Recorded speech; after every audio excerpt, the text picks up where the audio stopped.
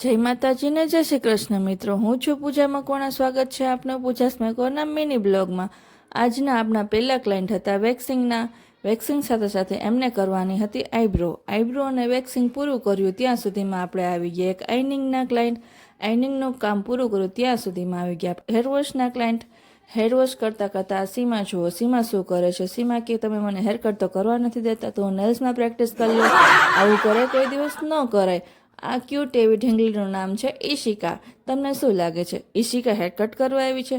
ના બાપા ના, એ હેરકટ કરવા નથી આવી. એ કે મમ્મા તો મને મેળામાં લઈ જ નથી જતા, તો તમે મને તમારી ચેર ઉપર જ ચકેડી ફરી દો ને. આ છે ઈશિકાના મમ્મી, જેમને કરવાના હતા સ્ટેપ વિથ લેયર્સ. મેં કીધું કેટલી લેન્થ શોર્ટ કર્યો છે, તો કે તમને મજા આવે એટલી કરી દે, પણ હેર મસ્ત થઈ જવા છે. મેં કાંઈ વાંધો નહીં, મસ્ત એવા હેર કટ કરી દઈએ. આ છે ઈશિકાના મમ્મીનો ફાઇનલ લુક. તમે જુઓ મિત્રો, કેટલું વોલ્યુમ આવી ગયું ને, એકદમ મસ્ત હેર થઈ ગયા ને. તો તમે ક્યારે આવો છો હેર કટ કરાવવા? તો આવો ફટાફટ પૂજાસ મેકઓવરમાં.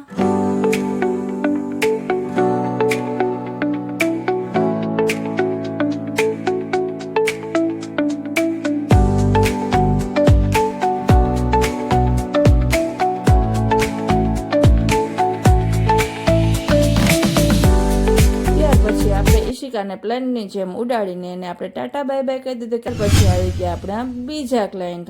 એમને કરવાના હતા લોંગ લેયર્સ. એમને 3 થી 4 ઇંચ જ કે હેર કટ કરવા છે. મેં કાંઈ વાંધો નહીં. ત્યાર પછી આપણે એમનું હેરવોશ લેવડાવી લીધું. ઈસીમાએ હેરવોશ કર્યું ત્યાં મેં કટક બટક ચાલુ કરી દીધું, કેમ કે મને થોડી એવી ભૂખ લાગી ગઈ હતી. તમને લોકોને ભૂખ લાગી હોય તો આવજો, એક બિસ્કિટ આપીશ. ત્યાર પછી આ છે એમનો ફાઇનલ લુક.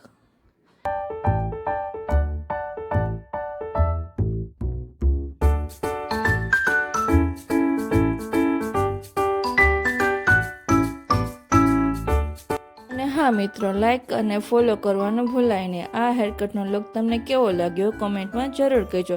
ફરી મળીશું બીજા વિડીયોમાં, ત્યાં સુધી આવજો.